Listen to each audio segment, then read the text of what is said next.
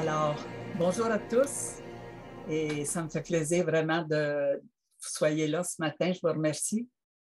Et pour moi, ce matin, c'est un très grand privilège de pouvoir partager où Dieu est venu me chercher et ce qu'il a fait dans ma vie. Alors, je suis l'aînée d'une famille de 7 enfants. Je suis née dans une famille catholique à Brownsburg, tout près de la Chute. Et vers l'âge de 5 ans, nous sommes déménagés à Lacolle, près des frontières américaines. Et c'est là que j'ai vécu mon enfance. Toute ma vie, j'ai toujours vécu avec la peur d'être rejeté et de ne pas être aimé. Et tout au long de mon témoignage, vous allez voir comment c'est construit cette peur, les effets que ça a eu dans ma vie et comment j'ai été libérée. Je vais vous parler de mon père. Mon père, c'était un enseignant. Et dans les années 1940, c'était vraiment pas des gros salaires. Et pour nous nourrir tout le monde, il devait avoir un deuxième emploi, puis le soir, il était menuisier. Il travaillait beaucoup, donc on ne le voyait pas beaucoup non plus. Et pour lui, l'important, c'était qu'on manque de rien. C'était qu'on ait un toit, qu'on ait la nourriture, des vêtements. Alors, il ne restait pas grand temps pour nous témoigner un peu d'amour, un peu d'affection. C'était un homme calme, mon père, c'était un homme honnête, mais il était aussi sévère et autoritaire. Alors, pour moi, en plus, il était beaucoup plus avec moi parce que j'étais une fille. Alors, je n'avais pas le droit, moi, d'avoir une bicyclette étant une fille, puis je n'avais pas le droit de sortir avec mes amis parce que mon père me gardait à la maison. Mais je ne sentais pas que c'est parce que mon père voulait me punir. Et je voulais juste qu'il m'aime, me sentir aimée de lui. Alors, je lui obéissais. Et je l'aimais beaucoup. Je le mettais sur un piédestal. Je voyais quand même tout ce qu'il faisait pour la famille. Ma mère, elle, c'était pas non plus une femme qui démontrait beaucoup d'affection, beaucoup d'amour ou qui nous félicitait. Et ma relation avec ma mère a été plutôt difficile. Peut-être que je faisais un lien avec ce qui m'était arrivé avec mon grand-père maternel. J'avais été agressée par lui quand j'avais 5 ou 6 ans. Ma mère ne l'a jamais su, je ne l'ai jamais dit. Mais j'ai toujours senti qu'elle ne m'avait pas protégée. Alors ça a fait quelque chose dans ma vie que je n'étais pas importante, qu'elle ne devait pas tellement m'aimer, puisqu'elle n'avait pas été pour moi, pour me protéger. Et durant les dernières années de sa vie, je l'ai pris avec moi, je l'ai gardé chez moi. Et je pensais que peut-être en prenant soin d'elle et en étant avec elle, j'étais pour être finalement acceptée par elle. Mais ça n'a rien changé dans notre relation. Ce qui était là dans mon enfance, le sentiment de pas accepter, pas aimer, pas être importante, était encore là dans ma vie d'adulte. C'est pas que j'avais des mauvais parents. Ils n'étaient pas mauvais, on n'a jamais été maltraités, mais il me manquait le nécessaire, ce dont j'avais besoin, de me sentir aimée puis d'avoir une importance. Et je ne l'avais pas. Étant l'aînée, j'ai dû très jeune prendre soin de mes frères et sœurs. Et le vendredi, je n'allais jamais à l'école le vendredi après-midi parce que je devais rester à la maison pour aider ma mère à faire le ménage et à laver les planchers. Je pense qu'à un moment donné, ce qu'il y avait aussi avec elle, c'est que j'ai cru qu'elle avait volé mon enfance parce que je faisais les travaux pour la maison, puis c'est moi qui gardais les enfants puis en prenais soin. Et à ce moment-là, dans ce temps-là, il y avait une 7e année à l'école, au cours primaire. On faisait la 7e année. Mon père m'avait envoyé parce que dans un pensionnat pour continuer mes études, parce que c'était vraiment important pour lui de cette instruction. Et moi, j'étais très, très contente de m'en aller au pensionnat. La plupart des filles, ils n'aimaient pas tellement ça, ils aimaient mieux être à la maison, mais moi, c'était pour moi la joie. C'était une libération. Je n'avais plus besoin de prendre soin de mes frères et sœurs et je n'avais plus besoin de faire le ménage. Alors, pour moi, c'était la fête. J'avais juste moi à penser. Dans les 2 prochaines années que j'ai été au pensionnat à l'âge de 14 et 15 ans, j'ai dû me faire extraire 4 dents. Et là, j'ai perdu beaucoup, beaucoup de sang. J'ai fait une hémorragie. Le médecin avait dit qu'il restait juste le sang du cœur. Et ils ont dû me transporter avec le matelas dans une autre pièce au pensionnat pour pas que ça recommence à saigner.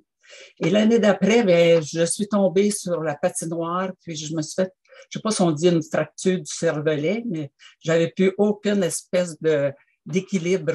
Même, je ne pouvais pas marcher, je ne pouvais pas tenir ma tête. Alors, j'ai dû être à la maison pendant quelques mois avant de retrouver mon équilibre. Et aujourd'hui, quand je pense à ça, je remercie le Seigneur qu'il ne soit pas venu me chercher à ce moment-là.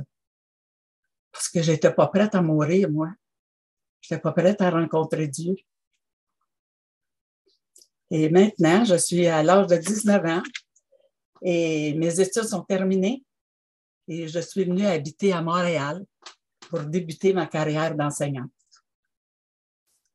Mon père étant mon modèle, j'ai embrassé la même profession que lui. Et on avait un lien pour pouvoir discuter ensemble puis qui nous permettait d'avoir une certaine relation. Mais là, rendu à Montréal, j'ai commencé à chercher, à avoir de l'affection, d'être importante pour quelqu'un, d'avoir de l'amour. J'ai cherché ça auprès des hommes. J'ai eu plusieurs copains jusqu'à ce que je rencontre celui qui allait devenir mon époux à l'âge de 23 ans. Il était barbier, puis il avait son salon de barbier. On s'était fait construire une belle maison à Duvernay. Tout allait bien. On était heureux. On se trouvait très heureux. On vivait à l'aise, puis c'était la belle vie. Mais environ 2 ans après notre mariage, mon mari a commencé à développer le goût pour le jeu. De jouer aux cartes à l'argent, d'aller aux courses avec les chevaux et le gambling. Et un peu après ça, a commencé à avoir d'autres femmes dans sa vie. On a essayé à plusieurs reprises de faire en sorte que notre mariage réussisse. Mais après plusieurs années à me débattre parce que j'étais seule à essayer de garder ce mariage-là, j'ai perdu espoir. Notre mariage n'aura duré que 8 ans. Pour moi, c'est un échec. Et ça venait confirmer qu'on ne pouvait pas m'aimer. J'étais rejetée. Je suis donc partie de la maison. J'ai tout laissé derrière moi. J'ai apporté seulement mes effets personnels. Et là, je me suis retrouvée à la rue. Pour un certain temps, je suis retournée vivre chez mes parents. Et là, comme je n'avais pas de responsabilité, je travaillais, je dépensais, je sortais avec mes amis, je m'achetais des bijoux, des beaux vêtements. Et là, je fréquentais les bons restaurants et les bars. Alors, après mon divorce, j'ai continué à essayer de combler ce vide-là dans ma vie en allant d'une relation à l'autre. Je m'étourdissais. Ça faisait trop mal en dedans. J'avais même consulté un astrologue à ce moment-là, dans l'espoir de me faire dire des belles choses pour mon avenir. Mais ce n'était même pas ça. Et finalement, je rencontre le vrai bonheur. Cet homme que j'avais connu plus tôt dans ma vie refaisait surface. Et voici, nous étions partis pour une belle aventure et c'était merveilleux. Nous voyagions sur son grand bateau. Il y avait un grand bateau de 65 pieds. On pouvait aller en mer avec ce bateau-là. Et on se promenait en bateau. On faisait la belle vie. Mon métier, ma profession me permettait d'avoir l'été en vacances et d'avoir plusieurs moments aussi dans l'année où j'avais d'autres petites vacances. Alors, j'avais même pris une année sabbatique à ce moment-là pour profiter au maximum de cette merveilleuse vie. Je pensais avoir trouvé quelqu'un en qui je pouvais finalement faire confiance et qui me rendrait heureuse. Et je l'aimais tellement. Alors, quand mes congés étaient terminés, bien, je revenais à Duvernay, à mon école, où j'enseignais en première année à des petits-enfants. Et là, je les aimais tellement. J'avais beaucoup de plaisir avec ces enfants-là, à les enseigner, à les voir grandir, à les aimer, à les consoler. Je travaillais dans un milieu défavorisé. Et souvent, dans ces milieux-là, les enfants sont maltraités, sont abusés. Ils arrivaient à l'école, il n'y avait même pas déjeuner le matin. J'ai été dans l'obligation d'intervenir auprès des parents et quelquefois même avec la justice à quelques reprises pour ces enfants-là, pour leur bien. J'étais concentrée sur eux. Ils venaient dans un sens combler un peu, moi, le besoin que j'avais d'aimer. Même si moi, je n'étais pas aimée, c'est comme d'aimer, ça me faisait du bien, ça me rendait la vie un peu plus facile. Même si je les aimais beaucoup, j'étais concentrée sur eux, je n'oubliais pas mon amoureux qui se trouvait à Miami à ce moment-là, sur son bateau. J'avais juste hâte aux prochaines vacances pour aller le retrouver. Et là, à un moment donné, on arrive le temps, c'est Noël. Alors, j'ai des vacances. Je prends l'avion et j'arrive à Miami, au bateau. Et ça va bien. Et tout à coup, je me rends compte qu'il y a une autre femme dans sa vie. Quelle désolation à ce moment-là. Quel sentiment de rejet, encore une fois. Une autre femme avait pris ma place. Mais j'avais décidé de passer l'éponge et de continuer avec lui. Parce qu'il m'avait demandé pardon, puis il m'avait dit, je te promets que je ne recommencerai plus. Alors, je l'ai cru. Et de temps en temps, il venait à Montréal. Et quand il était à Montréal, nous vivions dans une magnifique demeure centenaire, une belle maison. Mais dans cette belle maison, je n'ai même pas vraiment connu le bonheur que j'espérais. Durant un de nos voyages, la maison a passé au feu. Un incendie criminel. Et là, nous sommes revenus de toute urgence. Et nous avons travaillé dur à essayer de ramasser un peu les quelques objets qu'on pouvait retrouver. Et on avait pensé de peut-être réorganiser cette maison-là et d'en faire un restaurant. Et là, il était souvent absent pour affaires. Et en plus, il continuait à rencontrer d'autres femmes. Là, j'étais vraiment dans le désespoir. Encore une fois, me retrouver à la rue parce que là, j'avais plus rien, tout était brûlé.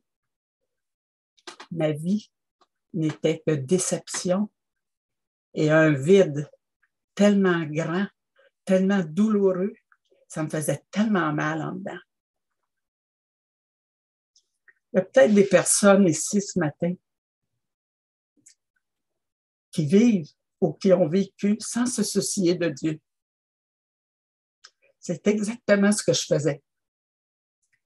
Je vivais ma vie comme je l'entendais. Je n'avais pas besoin de personne pour me dire comment la vivre. Encore moins Dieu. Je ne me souciais pas de lui. je l'ignorais totalement. Dieu, la Bible, pour moi, je n'avais pas de temps pour m'intéresser à ça. Alors, ce qui faisait que je n'étais pas la vraie Yvette, toujours avec cette crainte que j'avais, quand je portais un masque, dépendant avec qui j'étais et où je me trouvais. Je n'avais aucune estime de moi. Je disais comme les gens avec qui j'étais et je faisais comme eux. Toujours avec cette crainte d'être rejetée et de ne pas être aimée. À un moment donné, sur une période de quelques années, une de mes sœurs qui fréquentait une église chrétienne m'avait invité à assister à des déjeuners témoignages. N'étant pas intéressée, je n'ai vraiment pas répondu jamais à une de ces invitations. En 1982, j'ai rencontré un homme avec qui je suis allée vivre. Mais avant de continuer l'histoire avec cet homme, je dois vous parler de mon frère. À Pâques 1984, j'ai invité le plus jeune de mes frères à venir souper à la maison pour Pâques. Il était souvent seul parce qu'il avait des problèmes, il consommait la drogue, l'alcool. Il se retrouvait souvent dans des graves pétrins, des démêlés avec la justice, quelques petits moments dans les prisons. Et il m'a dit, la réponse à l'invitation pour souper ce soir-là, il m'a dit, ne pourrais pas avant 4 heures cet après-midi parce que moi, je vais à l'église l'après-midi, le dimanche après-midi. Alors, vous comprendrez que depuis 3 mois, on n'était plus inquiet, on n'entendait plus rien de lui qui se passait. Il avait arrêté de boire, il ne consommait plus de drogue. Moi, je voulais juste qu'il reste là, qu'il ne revienne pas à son autre vie. Alors, pour l'encourager, j'ai dit, il n'y a pas de problème. Je vais venir te chercher. Dis-moi à quelle heure ça se termine, puis je vais venir te chercher à l'église. Alors, il me dit, si tu es pour venir me chercher quand c'est terminé, pourquoi tu ne viendrais pas avant, quand ça commence? Tu vas voir qu'est-ce qui se passe, puis comment ça se passe dans l'église. Toujours pour l'encourager. Puis pour vouloir qu'il reste là, parce que tout le monde, lui était bien, mais nous aussi, on était bien là. Alors, mon conjoint et moi, on a accepté d'aller à l'église. De retour à la maison, durant tout le souper, une partie de la soirée, il nous déclara qu'il avait une mauvaise nouvelle. Ah! On avait les yeux, on s'est regardés, mon conjoint et moi. Non. Mais il s'est empressé de tout de suite ajouter, mais il y a aussi une bonne nouvelle. Il dit, c'est que tout ça, la mauvaise nouvelle, là, c'est que ceux qui ne mettent pas leur confiance en Jésus sont séparés de Dieu pour l'éternité. Lui, c'est un jeune croyant, là, ça fait 3 mois qu'il a accepté le Seigneur. Il nous dit ça. Mais là, tout de suite, il ajoute, mais il y a une bonne nouvelle. C'est que Dieu veut que tous soient sauvés. Puis il a fourni un plan pour ça. C'est écrit dans Jean 3,16.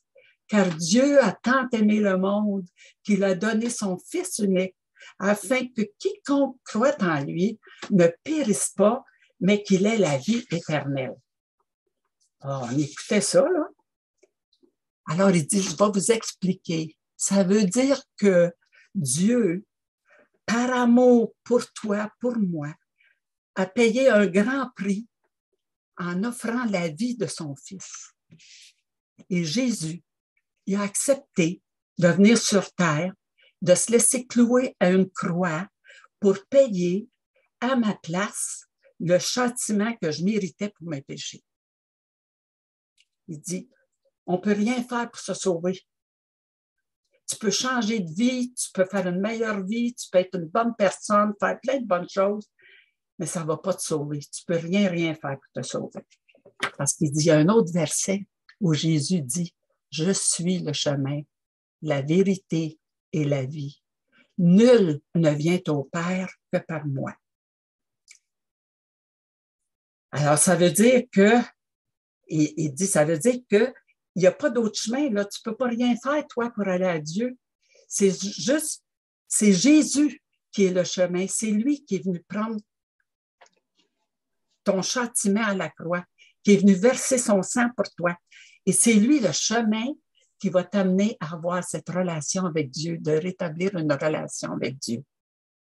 Alors là, j'ai dit, là, gars, là, c'est beaucoup, beaucoup de choses, là. J'ai dit, si tu permets, on va reprendre ça dans un autre temps. Parce que là, j'ai besoin de réfléchir et de saisir ce que tu es en train de me dire.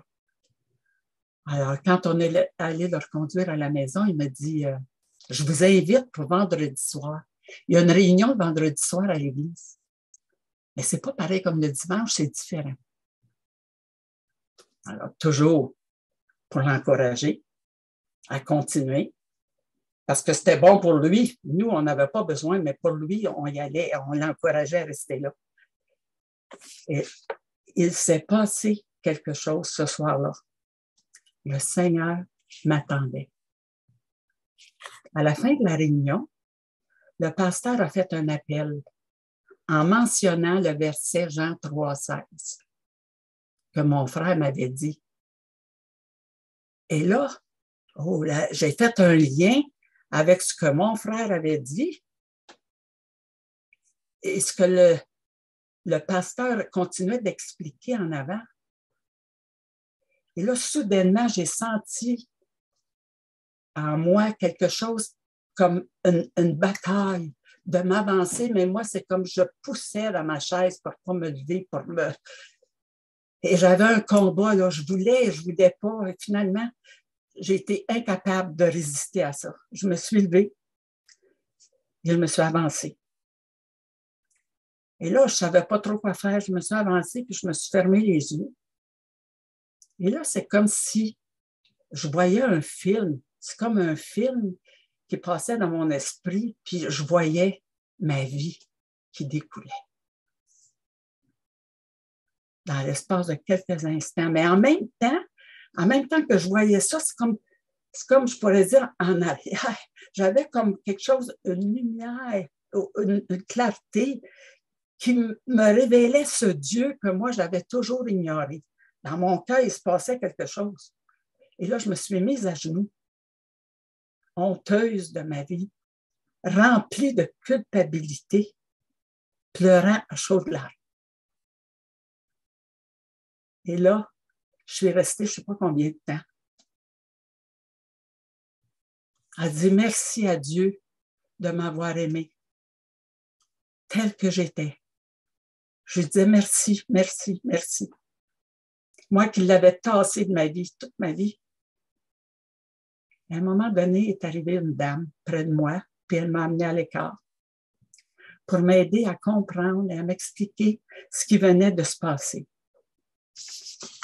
Et là, elle a utilisé le verset, voyons, Éphésiens 2, 8 et 9, qui dit « C'est par la grâce que vous êtes sauvés, par le moyen de la foi. Et cela ne vient pas de vous, c'est le don de Dieu. Ce n'est pas par les œuvres, afin que personne ne puisse se glorifier. » Et là, elle m'a expliqué un peu ce que ça voulait dire, mais je comprenais très bien ce que ça voulait dire. C'était un cadeau. Je ne pouvais rien faire pour me sauver. Mais j'avais, à ce moment-là, j'ai réalisé ce qui venait de se passer dans ma vie. Que j'étais perdue. Si je ne peux rien faire pour me sauver, je suis perdue. Et que j'avais besoin de quelqu'un pour me sauver. J'avais besoin de ce sauveur. Et quand je suis arrivée à la maison le soir, je suis allée dans ma chambre. Et là, j'ai dit à Dieu, c'est tout ce que j'ai entendu, là. C'est tout ça, c'est vrai, là. Et que toi, tu existes. Vraiment. Sauve-moi.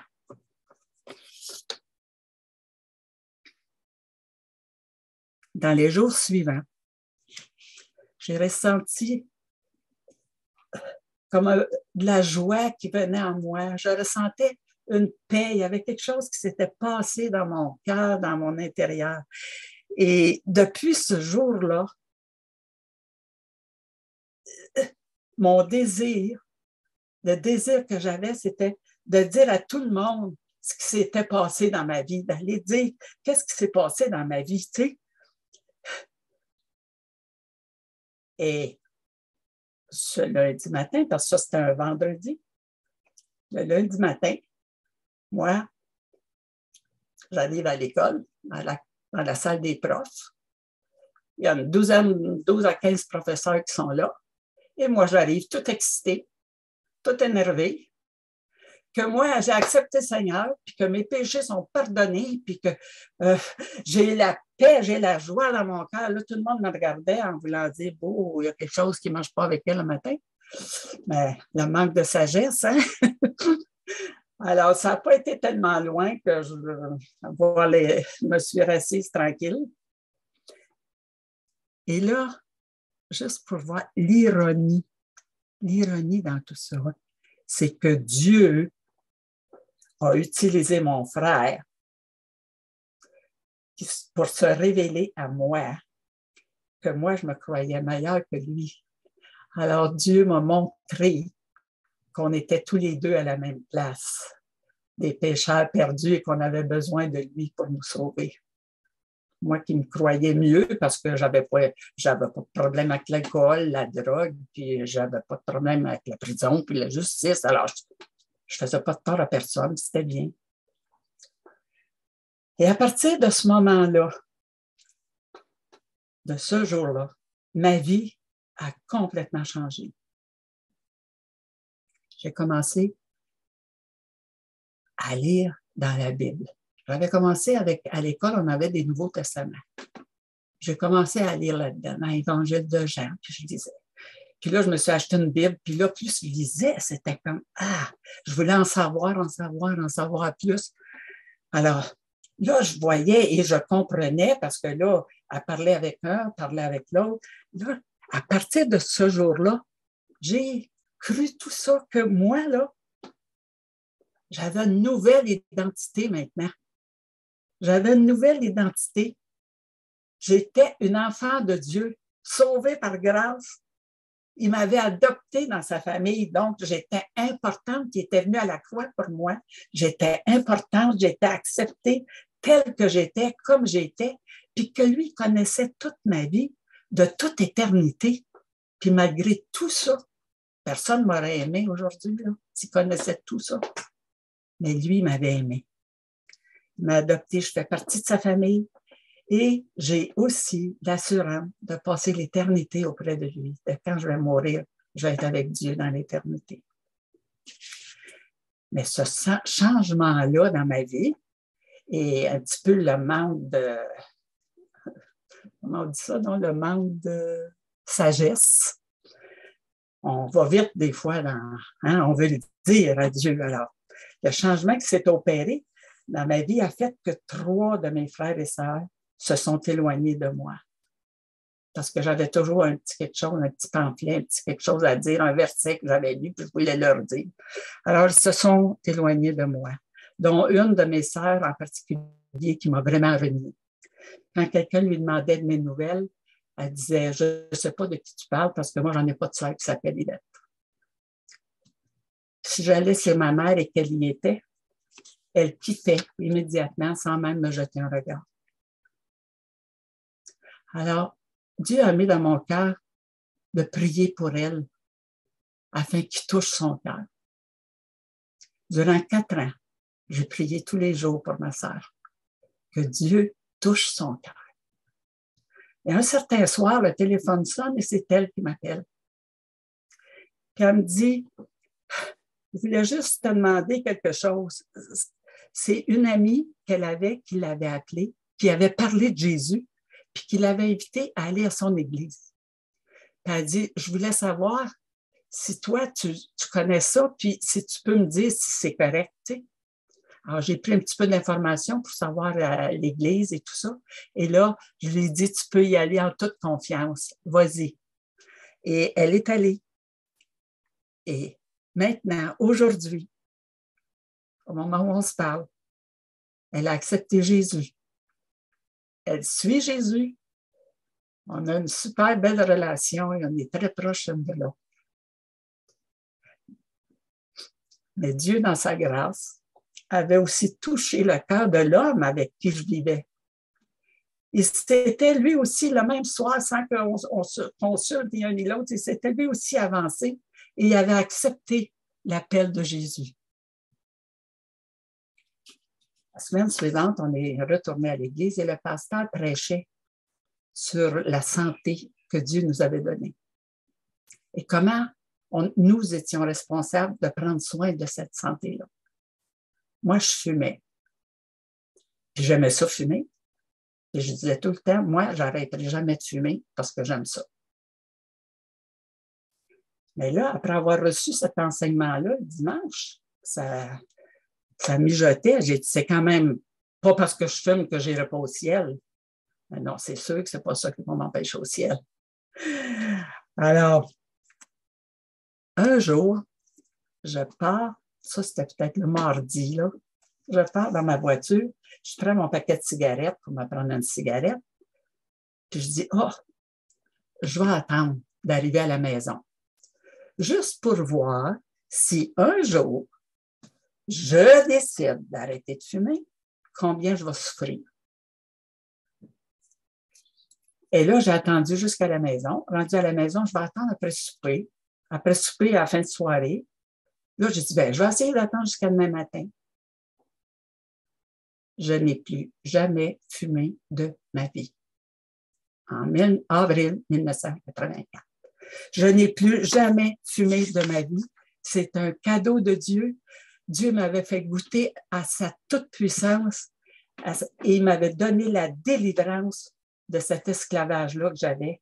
C'était comme si je n'avais jamais fumé, je n'ai jamais souffert. C'est un cadeau. Dieu, il me l'a donné gratuitement. Alors, par la suite, nous avons mis notre vie en règle, nous nous sommes mariés. Et Dieu, dans son amour, a permis que je le rencontre avant la grande épreuve qui m'attendait. Dieu ne permet rien, jamais rien dans nos vies, sans nous donner la grâce que nous avons besoin au moment opportun. 1 an après notre mariage, mon époux a commencé à faire des AVC et il est devenu paralysé. Il en faisait à répétition et il devenait de plus en plus paralysé. Il a terminé en chaise roulante.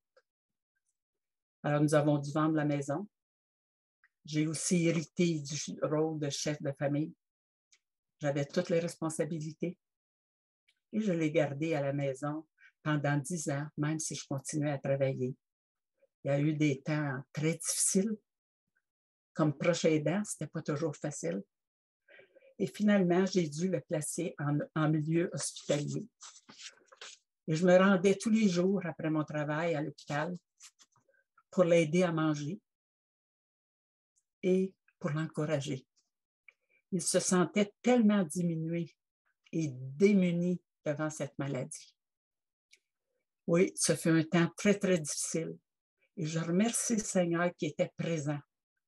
Il m'a soutenu, il m'a consolé.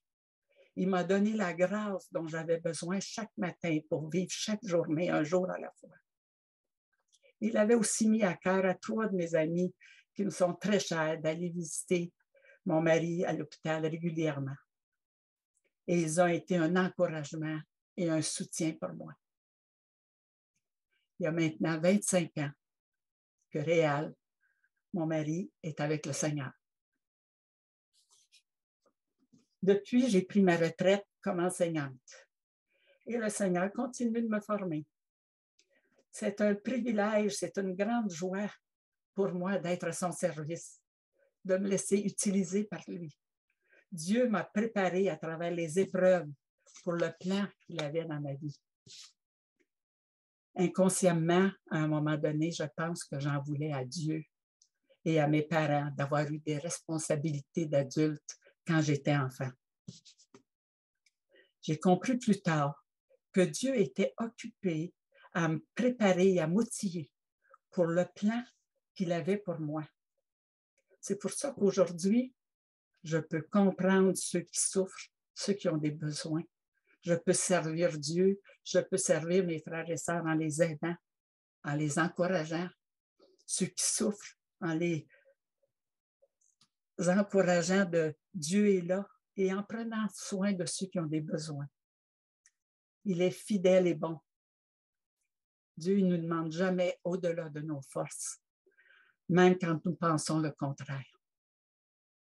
Aujourd'hui, il est ma raison de vivre, il est ma joie, il est ma paix, il est mon assurance, il est tout ce que j'ai besoin.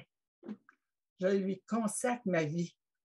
Et ayant eu à cœur de dire à d'autres ce qu'il avait fait dans ma vie, je me suis joint à un groupe d'évangélisation d'aujourd'hui l'Espoir. Et que plusieurs vous connaissez, nous allions partout à travers le Québec, on est allé même en Europe propager la bonne nouvelle. Et ça a été une joie d'avoir connu aujourd'hui l'Espoir et de pouvoir me joindre à tous ces frères et sœurs et qu'ensemble nous puissions témoigner de l'amour de Dieu. Et maintenant, je suis toujours disponible. J'ai toujours la moindre porte qui s'ouvre. Je la prends pour partager de mon Dieu qui il est et partager ce qu'il peut faire dans nos vies. Je suis toujours active à prendre soin de ceux qui ont besoin autour de moi, dans mon église, où ça me fait toujours plaisir de servir où on a besoin de moi. Et c'est la joie dans ma vie. J'ai la paix. Jésus, là, il sauve. Jésus, il délivre. Jésus, il console. Jésus guérit encore aujourd'hui. Il est tout ce dont j'ai besoin. Il est tout ce dont vous avez besoin. Si aujourd'hui vous entendez sa voix, tournez-vous vers lui. Lui seul peut prendre soin de nos vies. Lui seul peut nous réconcilier avec le Père et avec nous-mêmes. Les épreuves, les souffrances que nous vivons ne sont pas en vain. Dieu les utilise pour nous amener à nous tourner vers lui, à nous façonner, à préparer notre avenir, le plan qu'il y a pour nous. Le vide que chacun de nous, à différents niveaux, on a en nous. Il y a juste Dieu qui peut combler ce vide-là. Jésus seul peut le remplir. Les souffrances de notre âme, le rejet, le manque d'amour, seul Jésus peut combler ça. J'ai cru longtemps pouvoir remplir ce vide par moi-même et je n'ai pas réussi. J'ai appris à faire confiance à Jésus en lui donnant la permission de travailler dans ma vie, dans le sens de me transformer, de m'apprendre à lui obéir. On essaie, nous, de devenir meilleurs, mais c'est impossible. On est meilleur un petit bout, mais ça ne dure pas longtemps. Nous avons besoin d'être transformés par lui afin de lui ressembler un petit peu plus de jour en jour. Et c'est ce qu'il a fait dans ma vie. Et c'est ce qu'il continuera de faire dans ma vie parce que je lui donne cette permission-là. Je suis vraiment heureuse de lui appartenir. Je le remercie de m'avoir aimé tel que j'étais dans la boue où j'étais. Et je le remercie de m'aimer encore aujourd'hui tel que je suis, encore avec des manquements. Et aujourd'hui, je suis comblée. S'il y a quelqu'un parmi vous ce matin qui ne connaît pas encore Jésus, je vous invite à venir à lui afin de découvrir qui il est et de goûter à sa grâce et à son merveilleux amour. Et je vais terminer avec un verset dans Apocalypse 3:20 qui dit « Voici, je me tiens à la porte et je frappe. Si quelqu'un entend ma voix et ouvre la porte, J'entrerai chez lui, je souperai avec lui et lui avec moi. Jésus frappe à la porte de ton cœur parce qu'il désire avoir une relation avec toi. Il est patient, il est respectueux, il n'entre pas de force dans ton cœur, il frappe à la porte et il nous laisse libres de choisir de lui ouvrir la porte. Que lui répondrais-tu ce matin? Il peut changer votre vie. Ce qu'il a fait pour moi, il peut le faire pour vous. Merci de m'avoir écouté.